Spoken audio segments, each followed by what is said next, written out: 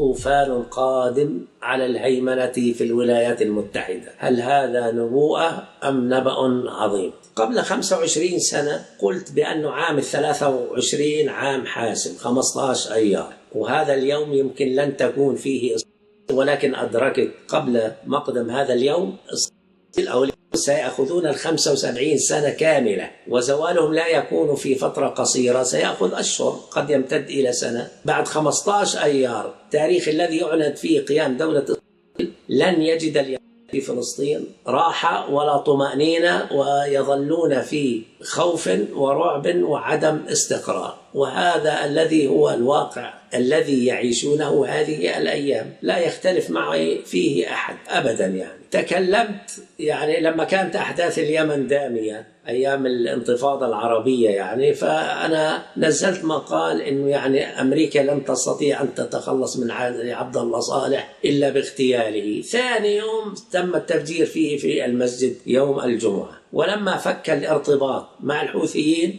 قلت في تغريدة على تويتر وحتى على الفيسبوك: دفعوه ليفك الارتباط ليكون سببا في تصفيته، وتصفيته مسألة وقت. هذا الكلام في 2/12، بعد يومين تم اغتياله. وتصفو صنعاء للحوثيين فقط. علي عبد الله صالح كان وضع خطة للقضاء على الحوثيين أن يتحالف معهم وينشرهم على تراب اليمن، وقادته مخلصين له، فيفتعل لأمر ما ويطلب من كل قائد منهم أن يصفي ما عنده من الحوثيين. أدركوا هذه الخطة لعلي عبد الله صالح، فجاء التدخل في اليمن فحافظ على الحوثيين وذهب علي عبد الله صالح. في عام 2011 قلت إن الثورة السورية وكان 80% من البلد كان بأيديهم، قلت هذه إلى فشل وانتهاء، وكان القول كأنه غريب، لكن هذا ما حصل. قلت إنه في الأردن لن يحدث شيء، ولم يحدث شيء مع الربيع العربي هذا. وقلت كلام ولم أكن أعلم أي شيء عن تجارب أمريكا في زيادة الإنتاج البترول عندها بالشقوق التي تحدثها في الأرض. قلت إن أمريكا ستستغني عن بترول الخليج. 2015 صار عندها القدرة للاستغناء، بل هي أصبحت مصدرة للبترول. وقلت إنه سيتجه العالم يمكن عام 20 كأني ذكرت إلى السيارات الكهربائية، لأن الأحداث اللي بعدها سيكون اضطراب كبير في البترول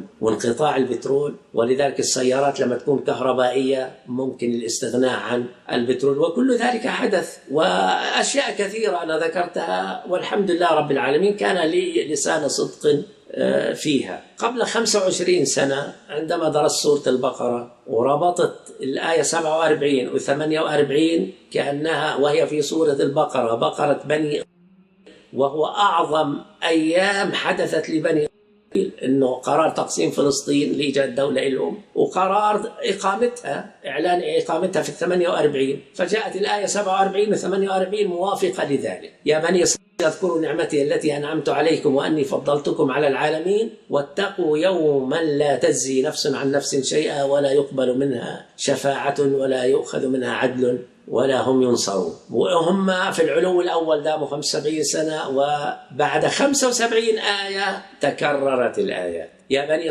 اذكروا نعمتي التي أنعمت عليكم وأني فضلتكم على العالمين، واتقوا يوما لا تجزي نفس عن نفس شيئا ولا يقبل منها عدل ولا تنفعها شفاعة ولا هم ينصرون. الآية 122 123. وبنيت على هذا أنه 123 سيأتي الآن، احنا في آخر شهر في 23، أنه سينقلب العالم على وحبل الله الذي مده لهم من الناس هو انقطع مع أحداث، هم انقطع من قبل لكن زاد انقطاع بأحداث غزة، بالإجرام الكبير الذي لم يشهد له مثيل في التاريخ في قتل الأطفال وقتل النساء باسم أنه قتل مقاتلين وهدم البيوت على أصحابها، حتى صارت غزة كلها مقابر. الآن يبلغ أكثر من 60 أو 65 ألف قتيل وجريح وقع في غزة. وقلت مع بداية الأحداث قد يصل العدد إلى نصف مليون، وهو سيصل إذا لم يكن هناك تدخل وتغيير لهذا الوضع. قطع الحبال العالم كله انقلب عليه.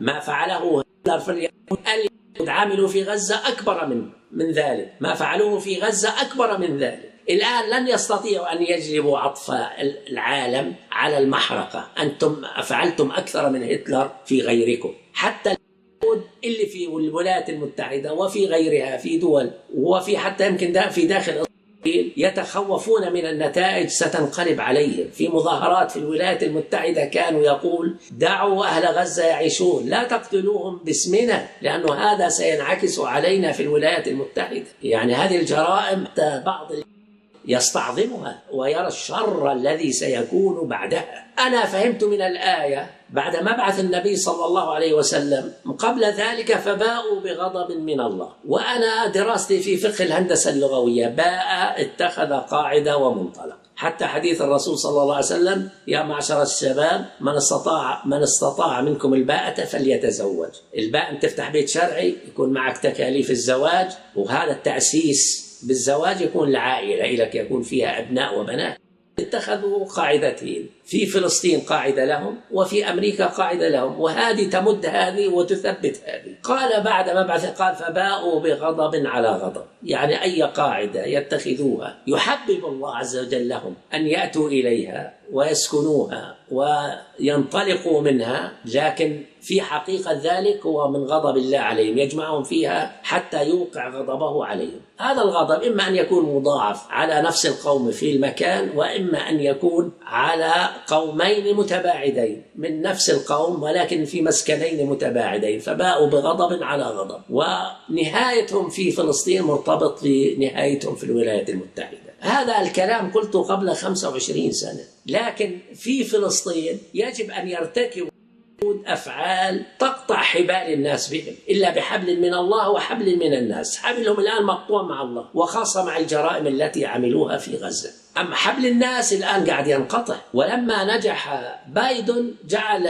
حكومته أكثرها من، وقلت هذا أكبر خطأ ارتكبوه، لأنه القيام على بايدن سيكون قياما على في الولايات المتحدة. حتى وزير خارجية أمريكا جاء إلى قال أنا آتيكم بصفتي يهودي وليس ممثل للولايات المتحدة. فبايدن خلف الآن عصابة، وعصابة نتنياهو التي في الولايات المتحدة سرقت القرار الأمريكي، سرقت المال الأمريكي، سرقت السلاح الأمريكي، الإعلام الأمريكي، القضاء الأمريكي، كله صار في إيديهم المال الأمريكي. هذه العصابة الآن هي في وضع حرج جدا وانقلاب كبير عليها في المجتمع الأمريكي. وقلت هذا الكلام من قبل 25 سنة، إنه قد يأتي يوم على الولايات المتحدة أن يكون فيها 50 هتلر ينصبون المتاريس في البحث عن المجرمون منهم وغير المجرمين من الأبرياء الذين يرفضوا أفعال، وقاموا بمظاهرات ودخلوا على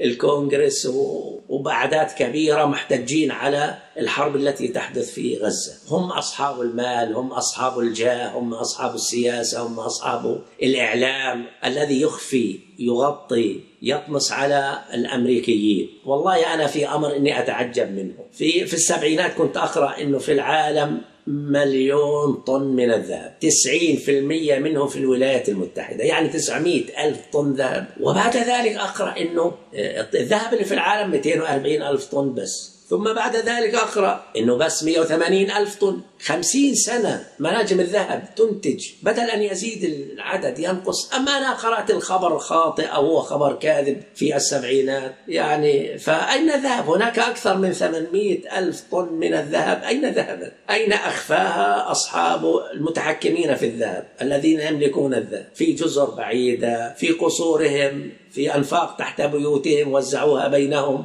أين ذهبت هذه؟ يعني 800,000 أكثر من 800,000 طن إذا صح الخبر الذي قرأته في السبعينات، يعني قبل 50 سنة. أنا قلت هذا الكلام قبل 25 سنة تقريبا، إنه ستنقلب الأوضاع في الولايات المتحدة على، ولن يكون هناك امتداد لا بالمال ولا بالسلاح. ولذلك يقول في الآية تقول ولا يقبل منها عدل، تحاول هي أن تفدي نفسها بنفسها. إذا كان عندها المال الذي تفدي بها نفسها بنفسها، أو تخزنه عندها من غير علم أحد به، ولا تنفعها شفاعة، يعني الذين يتشفعون لها هم يقولون كلام ولا يكونوا جادين فيه، يعني وإذا انقلب على الأوضاع في أمريكا سينقلب على أوروبا أيضا، لأن أوروبا مش حرة، أمريكا متحكمة فيها وهم متحكمون في أمريكا. وطبعا لهم مؤسسات إباد والماسونية وغير ذلك والجمهوريين الجدد، هؤلاء كلهم قد يقلبهم الله عز وجل ويغير أحوالهم أو ينقلب المجتمع عليهم. لكن هذا حرية الشعب الأمريكي ستسبق حرية الفلسطينيين في فلسطين وكأن طريق تحرير فلسطين يبدأ من الولايات المتحدة وليس من فلسطين، لأنه سيقطعون أي معونة عن أي سلاح عن إذا لم يستخدموا سلاحهم ضد.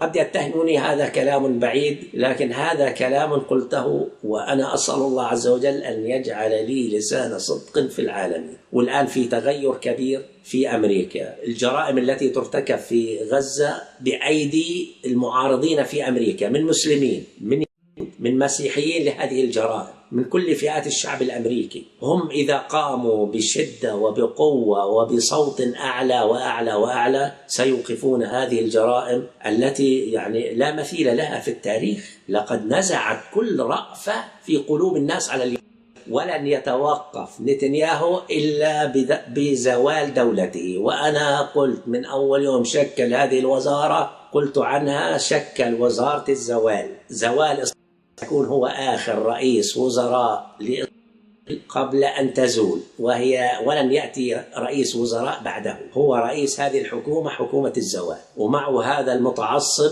أشأم ثمود، الاثنان سيقودون النهاية. اعتداء قادم على الأقصى، وطوفان الأقصى الذي تكلمت عنه في رمضان الماضي هو طوفان الأمة كلها تقوم عنه وتخلي العالم كله عنه.